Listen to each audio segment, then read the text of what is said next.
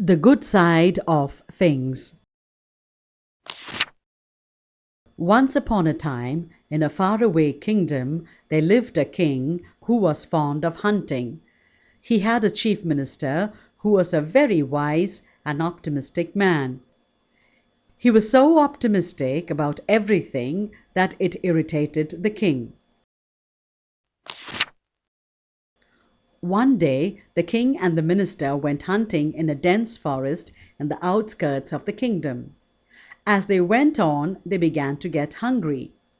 The king said, "I'll have some coconuts for lunch," and cut a coconut from a tree with his sword. Suddenly the sword slipped from the king's hand, and its sharp blade fell on his foot, cutting off a toe. The king screamed in pain and turned to his minister. To his shock, the minister laughed and said, "Oh, that's magnificent!" The king was furious to hear this and said, "How can it be magnificent?" The minister replied, "Well, your majesty, everything happens for the best. We may not be able to see the good in it now, but we'll realize it in the future." The king was very angry. He pushed the minister into a dry well that was nearby and began hobbling back towards his palace. On his way, he was captured by a group of wild tribals who decided that he would be an excellent sacrifice to their god. The king was carried to the tribal priest to get him ready for the sacrifice. The king was very scared. To his good fortune, the tribal priest found that the king had a toe missing and said, "I'm sorry, we cannot use him for our sacrifice. We cannot offer anyone who is damaged to our gods." The tribal set the king free and went away.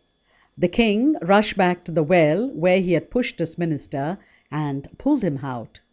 Then, hugging the minister, he said, "I am very sorry, my dear friend. You are indeed wise." The king then told him of all that had happened.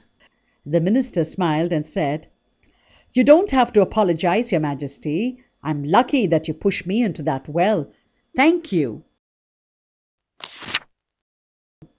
The king was puzzled and said, "Why are you thanking me? I did you wrong." The minister laughed and said, "Oh no, your majesty, you saved my life.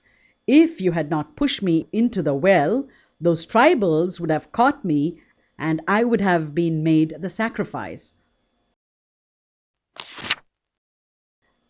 The king was taken aback by this truth and said, "You're right, my dear friend.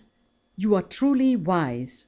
From now on, I'll always look at things from a positive point of view."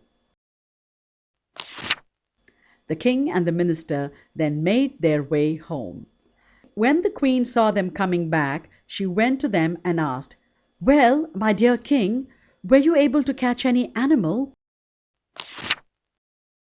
The king replied, "No, dear queen, I did not catch any animal, but I got something more valuable." "What is that?" asked the queen. The king smiled and said, "Wisdom."